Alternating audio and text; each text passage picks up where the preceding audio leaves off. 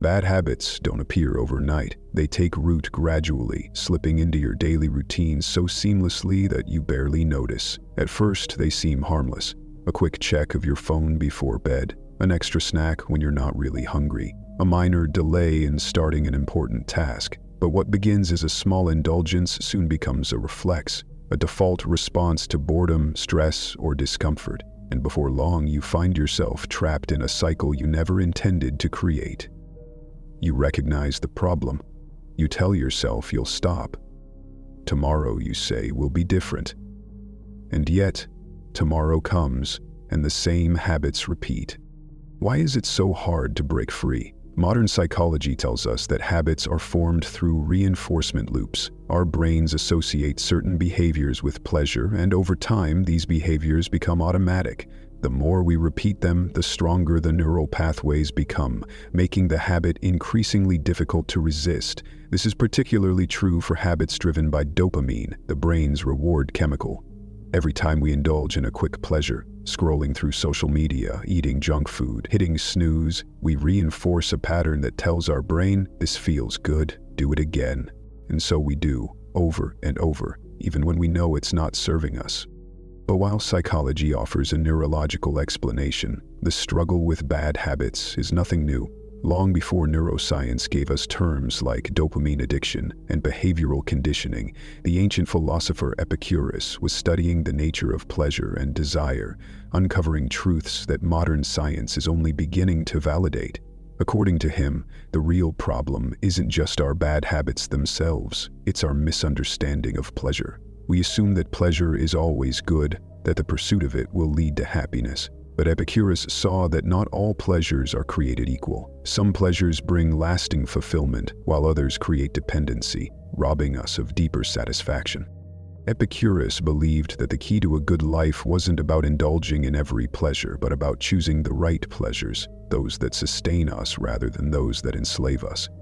The tragedy of modern life is that we have been conditioned to crave the very things that leave us feeling empty.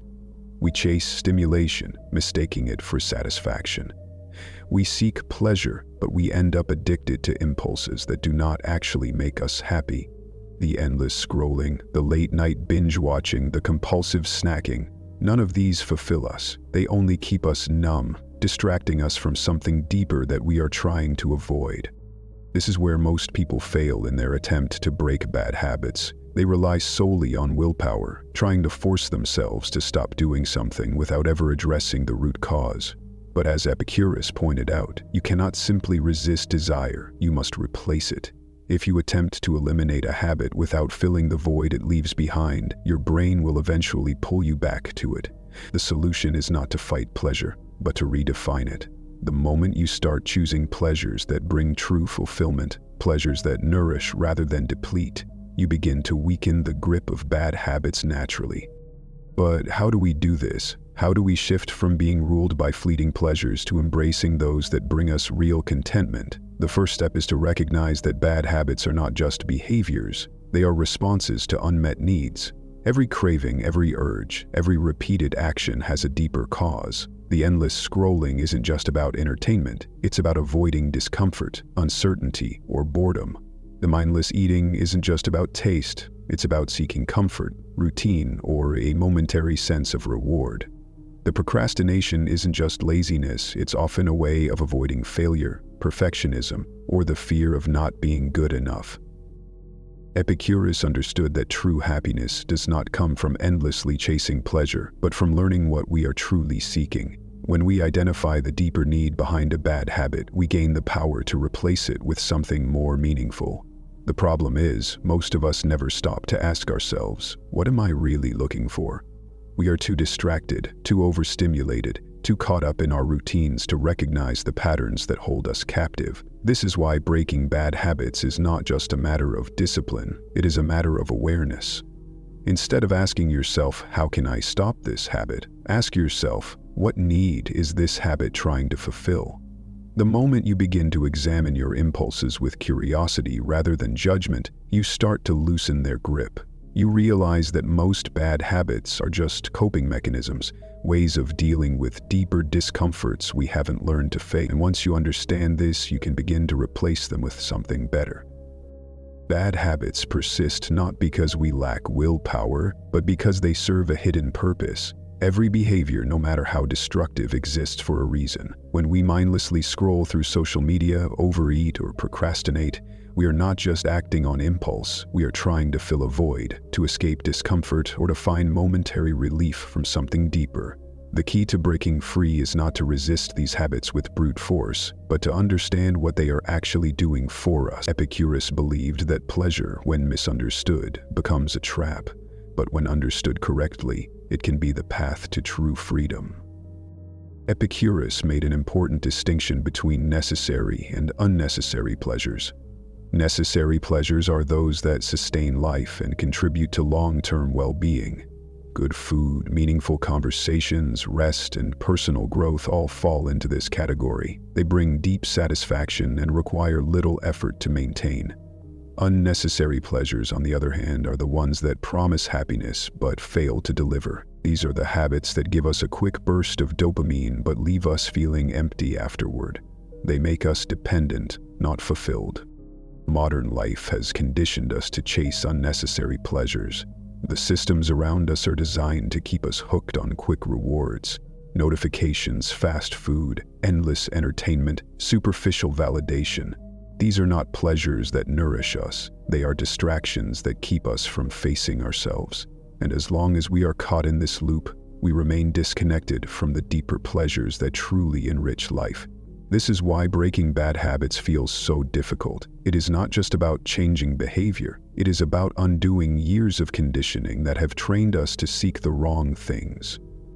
To escape this cycle, we must redefine what pleasure means to us. This begins with observation. Instead of blindly indulging in a habit, take a moment to notice what happens before, during, and after. What triggers the behavior? How does it make you feel? And most importantly, does it actually bring you the satisfaction you are hoping for? More often than not, the answer is no. The quick pleasure fades, and we are left craving more, stuck in an endless cycle of consumption without fulfillment. Epicurus believed that recognizing this pattern is the first step to breaking free.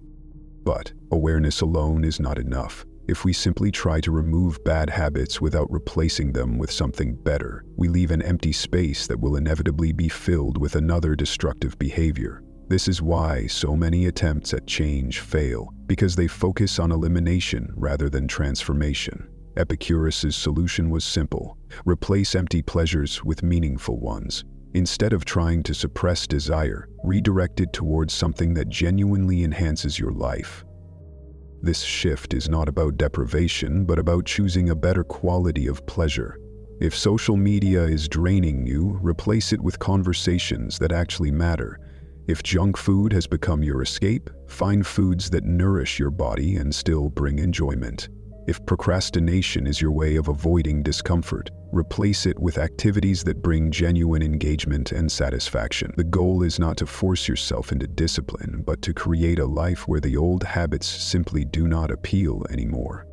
Our environment plays a crucial role in shaping our habits. Epicurus believed that our surroundings influence our desires more than we realize. If we are constantly exposed to distractions, temptations, and artificial pleasures, it becomes almost impossible to resist them.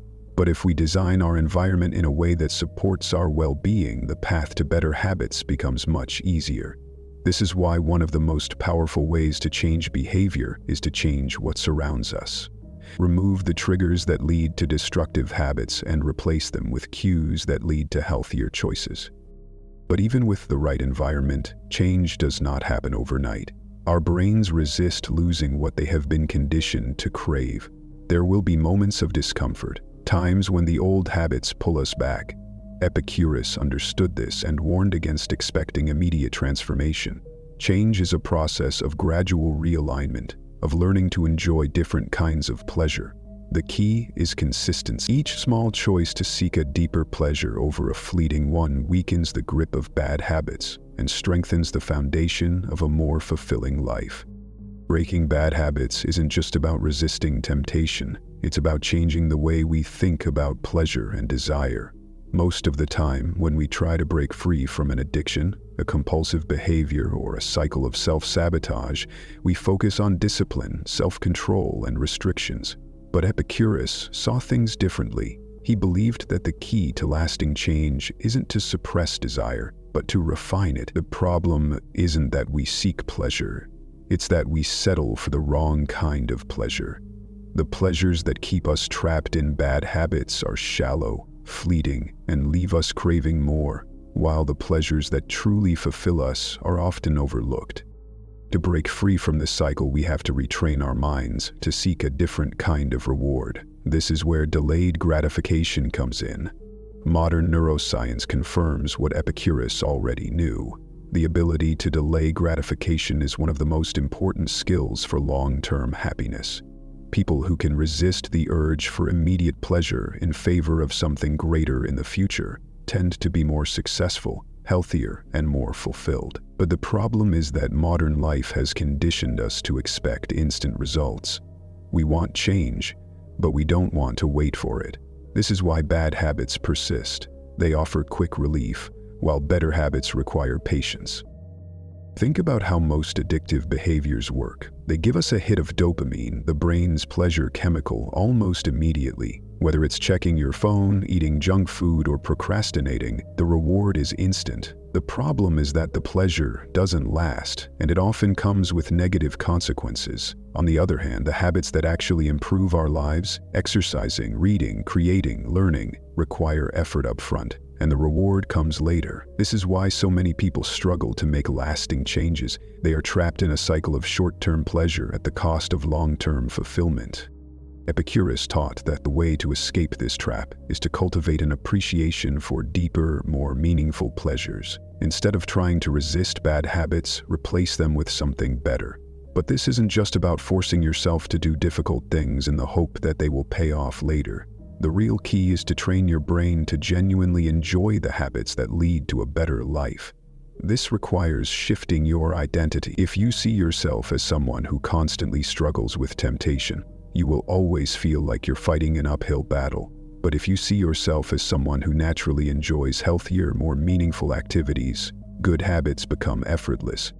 One way to do this is through small intentional actions that reinforce the identity you want to build. If you want to see yourself as someone who enjoys reading instead of mindlessly scrolling through your phone, start by reading just one page each day. If you want to become someone who enjoys movement instead of being sedentary, commit to just 5 minutes of exercise. Over time, these small actions build momentum. Your brain starts to associate these new habits with pleasure, and what once felt like effort becomes automatic. The problem with most people's approach to self-improvement is that they focus too much on the outcome and not enough on the process. They want to quit smoking, lose weight, or stop procrastinating, but they don't focus on becoming the kind of person who naturally avoids those bad habits. Epicurus believed that lasting happiness comes from living in alignment with our true nature, and part of our true nature is the need for deep, meaningful satisfaction, not just fleeting pleasure. If we spend our lives chasing surface-level desires, we end up feeling empty. But if we learn to appreciate the pleasures of knowledge, creativity, genuine connection, and self-mastery, we free ourselves from the cycle of addiction and dissatisfaction. This shift isn't just theoretical, it has real, measurable effects on the brain. Studies on habit formation show that the more we repeat a behavior, the stronger the neural pathways associated with that behavior become. This is why bad habits feel so difficult to break. They are literally wired into our brains. But the good news is that the same principle applies to good habits. The more we engage in behaviors that truly nourish us, the easier they become. Eventually, they require no effort at all. Breaking free from bad habits isn't just about choosing better behaviors. It's about making those behaviors effortless. Most people fail to change not because they lack motivation, but because they rely too much on willpower, which is unreliable and finite. Epicurus understood this long before modern psychology confirmed it. The key to lasting change is not constant struggle, but a natural alignment between our desires and our actions. If something feels like a battle every day, eventually we lose. But if something becomes second nature, We win without even trying. One of the most effective ways to rewire behavior is through the power of environment. The modern world has been designed to make bad habits easy and good habits difficult. Junk food is available everywhere, while real nourishing food requires planning. Social media offers instant distraction, while deep focus takes effort. It's not a matter of weak self-control. It's the reality of an environment built for short-term pleasure. But just as our surroundings can shape negative behaviors, they can also be redesigned to encourage better ones. Think about the way you structure your daily life. The behaviors you default to are largely determined by the cues around you. If your phone is within arm's reach, you'll check it compulsively. If unhealthy snacks are in your kitchen, you'll eat them. If your workspace is cluttered, you'll struggle to concentrate. But if you change your environment, keeping your phone in another room, replacing processed food with whole ingredients, setting up your space for focus, you make good choices automatic. Epicurus believed that pleasure should be intentional, not accidental. If you don't actively shape your surroundings, you will fall into patterns dictated by external forces rather than your own values. But environment alone isn't enough. We also need to change our mental relationship with discomfort. Many bad habits persist because they provide immediate relief from stress, boredom, or uncertainty. The discomfort of facing an empty moment is what drives us to reach for distractions, numbing ourselves with entertainment, food, or substances. But what if we didn't see discomfort as something to escape? What if, instead, we saw it as a natural part of growth? Epicurus taught that true pleasure isn't found in avoiding discomfort, but in learning to embrace it when necessary. Modern psychology confirms this through the idea of dopamine fasting, the practice of temporarily removing artificial sources of pleasure to reset the brain's reward system. When we constantly seek stimulation, our baseline level of happiness drops. But when we take breaks from excessive input, by turning off screens, spending time alone, or engaging in simple, undistracted activities, our ability to find joy in ordinary life returns. Suddenly, reading a book, having a real conversation, or going for a walk feels deeply rewarding. This is why small acts of self-discipline are so powerful. When you train yourself to sit with discomfort instead of automatically escaping it, you regain control over your mind. If you feel restless, instead of grabbing your phone, allow yourself to feel it. If you crave something unhealthy, pause and ask yourself what you actually need: nourishment, rest, or emotional connection. This practice weakens the grip of automatic behaviors and strengthens your ability to choose consciously. Epicurus also emphasized the importance of simplicity. Most of the things we chase, status, excessive wealth, social approval, do not actually bring lasting happiness, yet they fuel many of our worst habits. People overwork themselves not out of necessity but because they feel they must constantly prove their worth. They engage in unhealthy coping mechanisms not because they truly enjoy them, but because they are compensating for. But what if true happiness was found in a life of less, not more? The idea of voluntary simplicity is deeply connected to Epicurean philosophy. When we remove excess and strip life down to its essentials, we gain clarity about what actually matters. Many people assume that giving up unnecessary pleasures will make life dull, but the opposite is true. When you eliminate distractions, you become more sensitive to real joy. A conversation becomes more meaningful when you're fully present. A simple meal tastes better when your senses are not numbed by overstimulation. Time alone feels enriching instead of empty when your mind isn't constantly seeking escape. Breaking bad habits, then, is not just about removing what harms you, but about rediscovering the deeper pleasures that make those habits unnecessary. It's not about self-denial, but about self-liberation. Breaking a habit is one thing, making sure you don't fall back into it is another. Many people experience temporary success when trying to change their behavior, only to find themselves slipping back into old patterns. Why does this happen? The answer lies in the way our minds handle desire, memory, and routine. Habits don't just disappear, they remain stored in the brain, waiting for the right conditions to reactivate them. This is why willpower alone is not enough. To sustain change, you need to rewire your mindset and build a structure that supports your new way of living. Epicurus understood this long before modern psychology confirmed it. Lasting change is not about fighting against your old self, but about creating an entirely new framework for pleasure and fulfillment.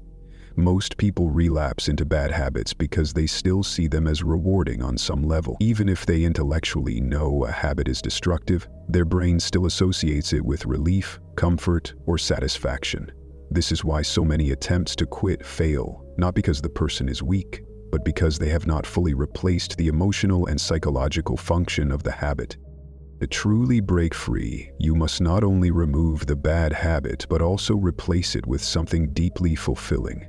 Epicurus believed that we must train ourselves to desire what actually brings us lasting happiness, not just what feels good in the moment.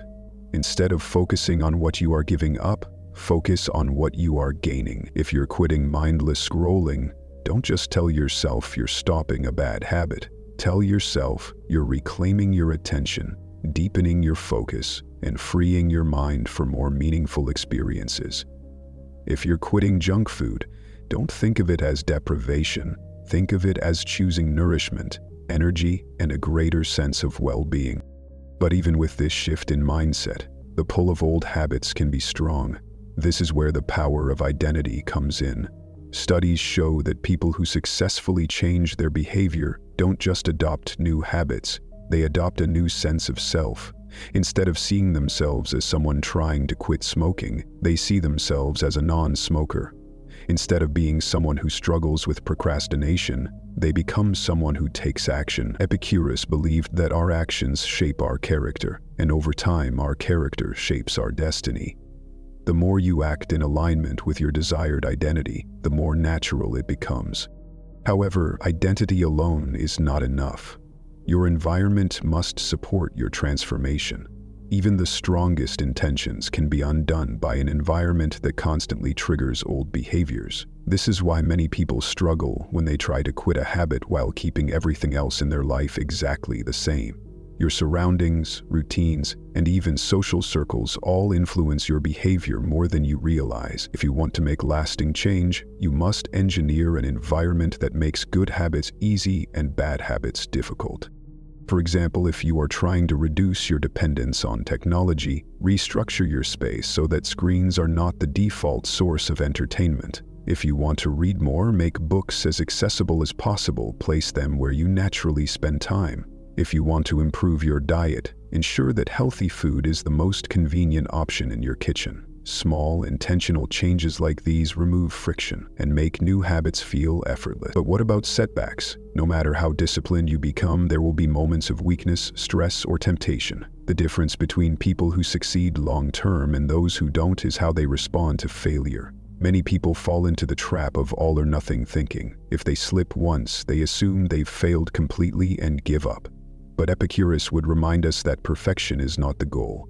Progress is. A single misstep does not erase all the work you've done. What matters is how quickly you recover.